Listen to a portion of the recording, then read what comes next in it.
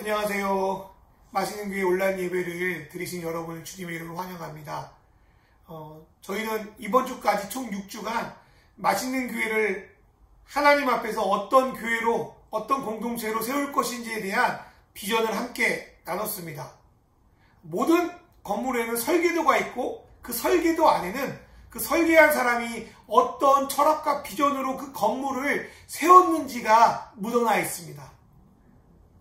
교회의 설계자는 바로 예수 그리스도십니다. 그렇게 모든 교회는 예수 그리스도를 기초로, 철학으로, 마인드로 세워야 하는 것입니다. 예수 그리스도를 기초로 세운 다음에는 무엇을 해야 할까요? 하나님이 우리 각자에게 주신 은사의 특징에 따라 다양하고 창조적인 교회 공동체를 세워나가야 합니다. 색으로 예를 들어볼까요? 건물이나 차에 어떤 색깔을 달리 입힌다고 건물이나 차가 가진 본질은 사라지게 할 수 없습니다. 음식 재료의 레시피를 달리한다고 음식의 본질마저 사라지게 한다면 그거는 결코 좋은 요리법이 될 수가 없습니다. 마찬가지로 하나님께서 우리 각자에게 교회를 세우라 라는 비전을 주셨지만 그 본질이신 예수 그리스도는 결코 훼손시킬 수 없는 것입니다. 그렇기 때문에 교회를 세우는 사람은 본질이신 예수 그리스도를 해치지 않으면서도 하나님이 각자 주신 은혜의 색깔에 따라 교회 공동체를 세워갈지를 지혜롭고 신중하게 접근해야 합니다. 교회의 주인은 예수 그리스도이시기 때문입니다. 저희는 교회의 색깔 혹은 특징은 맛으로 잡았습니다. 그리고 지난 6주간의 시간은 저희가 잡은 맛이라는 테마가 주님의 뜻에 어긋나지 않으면서 온전히 갈 수 있도록 저희 자신에게 고삐를 스스로 매는 시간이 아니었나 싶습니다. 영주차에서는 왜 맛있는 교회로 이름을 지었는지 말씀드렸고 1주차에서 4주차에 걸쳐서 사람에 따라 복음의 맛이 무엇인지 다르게 보여줘야 된다는 것, 교제 안에서 예수로 변화된 그 온전한 사람의 그 맛이 나야 된다는 것, 예수의 몸과 피를 먹고 자라는 그리스도인들이 온전히 성장해야 된다는 것, 우리에게 주신 사랑의 맛을 우리 주변의 선교로 나누고 싶다는 그 꿈을 전했습니다. 그런데 이 모든 것들을 붙들고 나아가게 하는 기초가 뭐냐면 바로 예배입니다. 앞에도 말씀드렸지만 교회의 기초는 예수 그리스도입니다. 나무가 뿌리로부터 양분을 공급받아야 줄기도 자라고 잎이 나서 열매를 맺는 것처럼 교회 공동체 역시 예수님으로부터 은혜를 받아야 생명을 얻고 자라날 수 있습니다. 만약 그 공급이 이루어지지 않는다면 또 정말 받아야 되는 그 영양분이 아닌 다른 안 좋은 것들을 받는다면 교회 공동체는 병들게 되고 더 나아가서 말라 죽게 됩니다. 그렇다면 우리는 어떤 예배를 통하여 그리스도를 공급받아야 될까요? 제가 보니까요, 사람들이 예배를 드리면서 오해하고 있는 세 가지가 있음을 보게 되었습니다. 첫 번째로, 사람들은 원하는 것을 얻기 위하여 예배를 드릴 때가 많습니다. 그런데 예수님은 무엇을 먹을까, 무엇을 입을까, 무엇을 마실까를 염려하는 기도와 예배는 그리스도인들이 아니라 이방인들이나 드리는 예배라고 말씀하셨습니다. 우리가 믿는 하나님은 우리를 위해서 우주보다 귀한 그 아들 예수 그리스도를 내어주신 분입니다. 그렇기에 그리스도인들은 하나님이 이미 나에게 모든 것을 주셨다고 믿는 자들입니다. 물론 하나님께 때때로 필요한 것들을 구해야 됩니다. 하지만 이런 기도와 간구는 예배를 내가 꼭 해야만, 기도를 해야만 주님이 주신다라는 불안감 속에 이루어지는 것이 아니라 이미 주님이 필요한 모든 것을 아시고 우리에게 주신다는 그 확신 속에서 이루어지는 겁니다. 그렇기에 원하는 것을 구하는 것이 예배의 중심은 될 수 없습니다. 두 번째로 사람들은 위로받기 위해서 예배드린다고 합니다. 한국 사회의 힐링 열풍과 더불어서 교회에서도 위로 설교가 넘쳐납니다. 물론 위로 자체가 무슨 문제가 되겠습니까? 하나님은 우리를 위로하시고 회복시키는 분이십니다. 그러나 문제는 왜 위로받으려고 하냐예요. 하나님은 이 세상의 방식과 다른 하나님 나라 백성으로 살아갈 때 겪는 어려움과 시련을 견디게 하기 위해서 위로를 주십니다. 그런데 내 욕망, 내 고집대로 살아놓고는 자신의 잘못을 생각하거나 회개하지 않고 하나님 무조건 내 편이지, 무조건 내 마음을 들어주지 라는 이기적인 위로만 받으려고 한다면 그것은 잘못된 것입니다. 이런 위로의 예배는 성도들을 제대로 성장시키지 못하고 영적 어린아이 수준에만 머물게 합니다. 세 번째로 사람들은 하나님께 벌받기 무서워서 예배를 드린다고 합니다. 주일 예배만 드려도 천국행 티켓을 얻을 수 있다, 이런 생각으로 겨우겨우 주일 예배만 꾸역꾸역 다니는 사람이 주변에 얼마나 많은지 모릅니다. 그런데 이런 마음으로 예배를 드리시는 분은 회심이 제대로 일어나지 않았을 확률이 높습니다. 예배는 하나님께 구원받은 자녀들이 기쁨으로 예배를 드리는 것이지 내가 하나님의 가족인가? 아닌가? 그 불안해하며 드리는 것이 아니기 때문입니다. 그렇다면 하나님께 드리는 온전한 예배는 무엇일까요? 성경 안에는 예배에 대한 수많은 말씀으로 가득 차 있습니다. 그 중에서 저희 맛있는 교회는 크게 세 가지로 예배를 정리하고 이에 따른 예배를 계속 우리 안에서 드려나가기를 바라고 있습니다. 첫 번째로 예배는 하나님의 은혜를 받는 것입니다. 예배는 하나님께서 우리를 자신의 풍성한 교제 안으로 부르신 것이며 우리는 그 부르심에 응답하여 예배를 드립니다. 그리고 하나님이 우리를 찾아주지 않으셨다면 우리는 결코 예배할 수 없습니다. 우리는 그분을 만날 자격이 없기 때문입니다. 사랑하는 여러분, 평소 여러분이 좋아하는 연예인이나 어떤 유명인과 저녁 식사를 개인적으로 한다고 생각해 보세요. 얼마나 떨릴까요? 그날을 위해서 얼마나 많은 준비를 할까요? 그리고 그 만난 사람이 여러분에게 그냥 한 번 만나는 것이 아니라 진짜 친구하다면 인스타그램에 여러분과 함께 찍은 사진을 올렸다 생각해 봅시다. 얼마나 감격스럽고 자랑할 만한 일 아닙니까? 그렇다면 우리가 하나님을 만난다는 것은 어떤 의미와 할까요? 감히 범접할 수 없는 우주를 창조하신 하나님과 내가 개인적인 교제를 갖는다고요. 이것만으로도 우리에게 놀라운 영광이자 특권 아닙니까? 그런데 그 하나님이 우리를 친구로 자녀로 삼아주신다는 거예요. 그리고 가족이니까 친구니까 계속 만나세요. 정기적으로. 이게 얼마나 놀라운 일입니까? 이렇게 자주 만나는 것도 감격인데 하나님이 예배 때마다 우리에게 예수 그리스도 자체를 내어주신다는 거예요. 여러분, 본래 성찬은 예배로 모일 때마다 이루어졌던 의식입니다. 그것은 예배 가운데 예수의 몸과 피를 우리에게 주신다는 의미를 가지고 있습니다. 예배는 십자가 위에서 우리를 위하여 자신의 생명을 내어주신 예수 그리스도의 은혜가 2000년 전뿐만이 아니라 오늘의 나에게도 그대로 체험되고 경험되는 것을 의미합니다.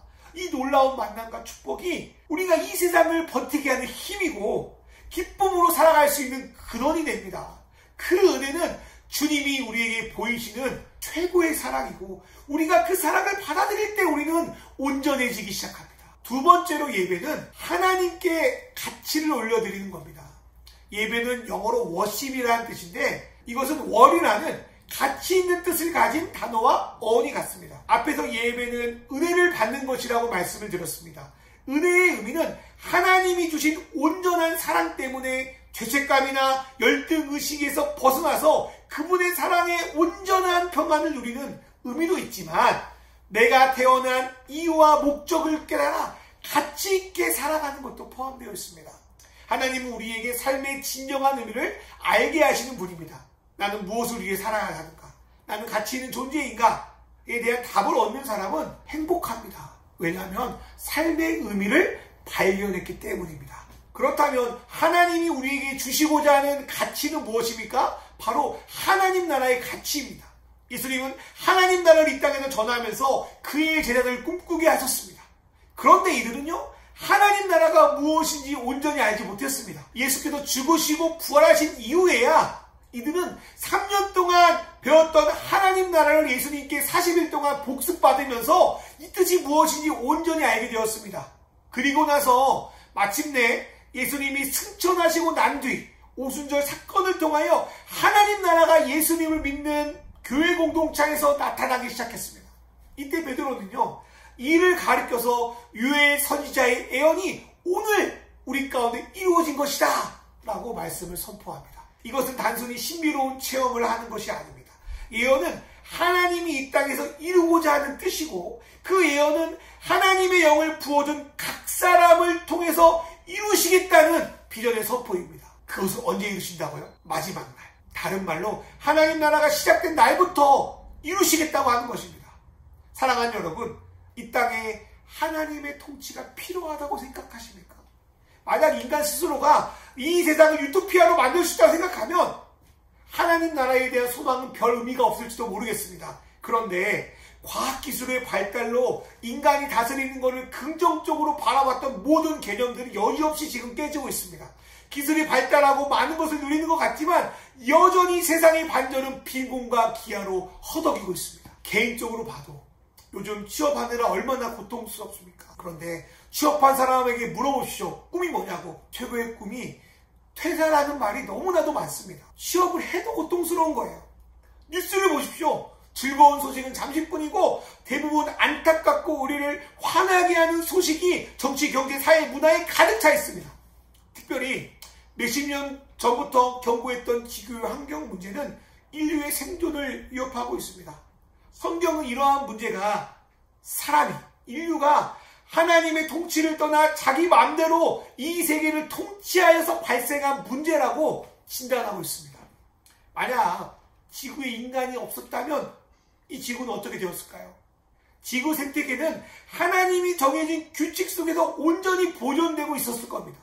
그런데 인간이 지난 100년간 자연을 개발하여 만들어낸 일들은 수억 년이 지나도 이루어질까 말까한 지구의 온도를 급격하게 상승시켰습니다. 그리고 이대로 가다가는 2050년에는 지구가 생명이 살 수 없는 곳으로 변화될 거라는 끔찍한 소식들이 그냥 상상이 아니라 과학적인 데이터로 우리에게 들려오고 있습니다. 지금 코로나 문제는 어떻습니까?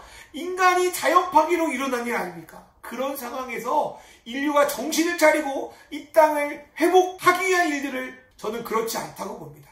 이 일은 예수님이 이 땅에 다시 오셔서 이 세상을 새롭게 하시고 통치하셔야만 가능한 일입니다. 그리고 하나님은 예수를 믿고 그분의 통치를 받아들인 우리를 통하여 그 일을 함께 하라고 말씀하십니다. 우리는 이 땅에 살면서 얼마나 많은 가짜 뉴스에 현혹되어 살아갑니까? 그리고 그런 잘못된 메시지를 따라 살아갈 때 그 삶이 의미가 있습니까? 결코 의미가 없습니다. 그런데 예배는 하나님이 나에게 주신 진리의 가치, 진정한 가치를 발견하게 만듭니다. 예배는 세상의 가치관에 매몰된 우리를 정신 차리게 만들어서 그분이 이루실 나라를 함께 꿈꾸며 나아가게 합니다. 그리고 내가 어떤 일을 하든지 어디에 있든지 어떤 은사를 받았든지 간에 그 일을 통하여 하나님 나라의 가치를 찾고 그 일을 할 수 있도록 하십니다. 여러분, 집을 지을 때 벽돌 하나, 자재 하나 별거 아니게 보입니다. 그런데 그 벽돌 하나, 그 자재 하나, 그 철근 하나가 사라지면 건물에 균열이 생기고 무너질 수 있습니다. 우리는 미미한 존재이지만 하나님은 우리를 당신의 신령한 집으로 지어가는데 중요한 존재로, 중요한 재료로 우리 하나하나를 사용하고 계십니다. 이런 마음으로 예배하는 분들은 하나님께 자꾸 이거 달라 저거 달라 기도하지 않습니다. 원망하지 않습니다. 오히려 주님이 나에게 모든 걸 주셨습니다. 내게 있는 것이 조카오니 나의 형편 속에서 하나님 나라를 드러낼 수 있는 일을 발견하게 하여 주십시오 라고 기도합니다. 내가 가지고 있는 것들을 통하여 내 주변의 사람들을 사랑으로 섬기게 해달라고 기도합니다. 그렇게 예배하는 분들의 힘은 내가 소유한 것, 내가 눈에 보이는 것이 아니라 보이지 않지만 모든 것을 아시고 필요를 채우시고 하나님 나라를 이뤄가는데 함께 하시는 성령님으로부터 나옵니다. 그런 예배가 여러분 안에, 제 안에 회복되기를 주님의 이름으로 축원합니다. 세 번째로, 예배는 온전한 하나님 나라를 소망하는 데 있습니다. 우리가 하나님을 알아 은혜를 받고 주님이 우리에게 주신 각자의 사명을 감당하고 살 때 우리는 하나님 나라의 맛을 보게 되죠. 하지만 아직 주님이 다시 오지 않았기 때문에 우리가 애써 이룬 것들은 금방 사라져 버리는 것 같고요. 하나님 나라의 기쁨은 삶의 고통 속에서 금방 잊혀지는 것 같아요. 저 역시 사역을 하면서 하나님 나라 맛을 경험한 적이 있습니다. 그러나 그렇게 함께 애써서 만들어 놓은 것들이 한순간에 무너지는 것들을 목도하면서 실망과 좌절에 힘들어한 적이 있어요. 이때 저를 다시 세운 것은 하나님 나라를 소망하는 것이었어요. 물론 이 일은 단번에 이루어진 건 아니었어요.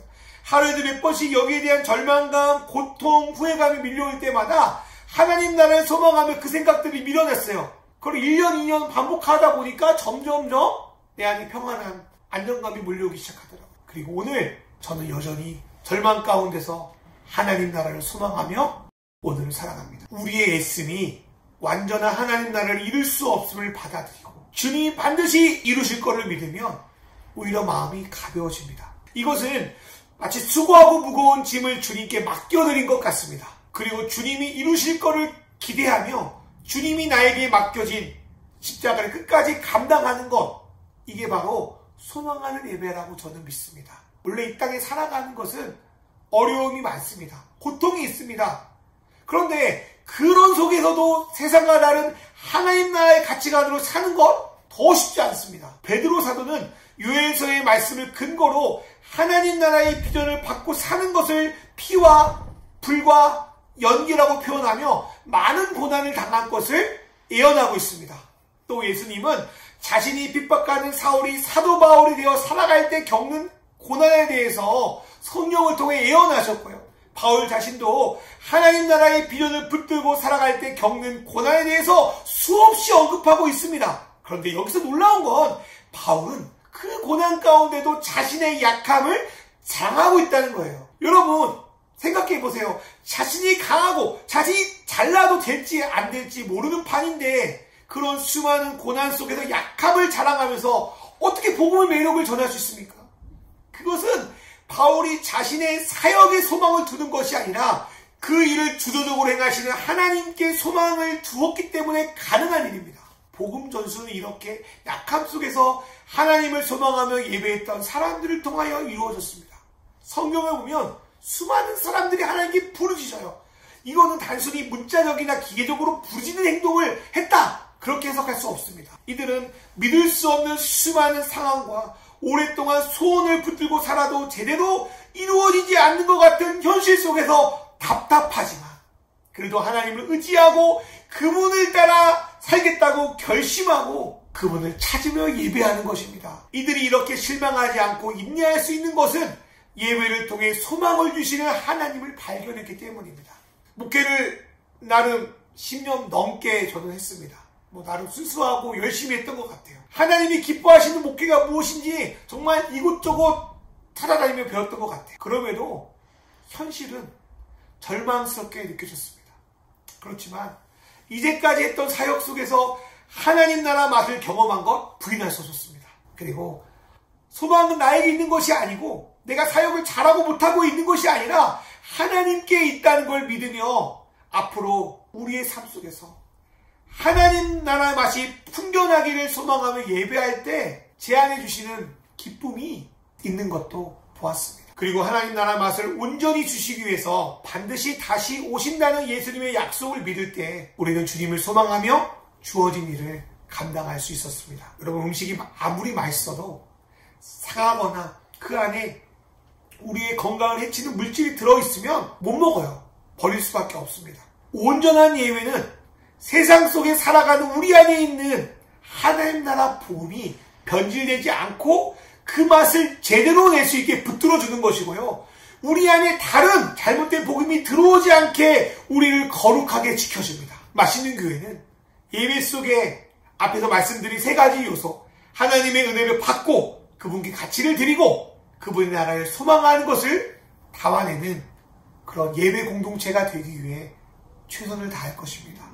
그리고 완성될 하나님 나라를 소망하는 예배를 기초로 예수의 맛이 나는 복음 전수, 사람 냄새나는 공동체, 영혼 유기 건강한 성장, 사람의 맛을 나누는 선교의 열매가 맺히는 교회가 되기를 꿈꾸고 있습니다. 함께 기도해 주세요. 그리고 여러분의 삶 속에서도 이러한 일이 일어나도록 저희도 기도하겠습니다.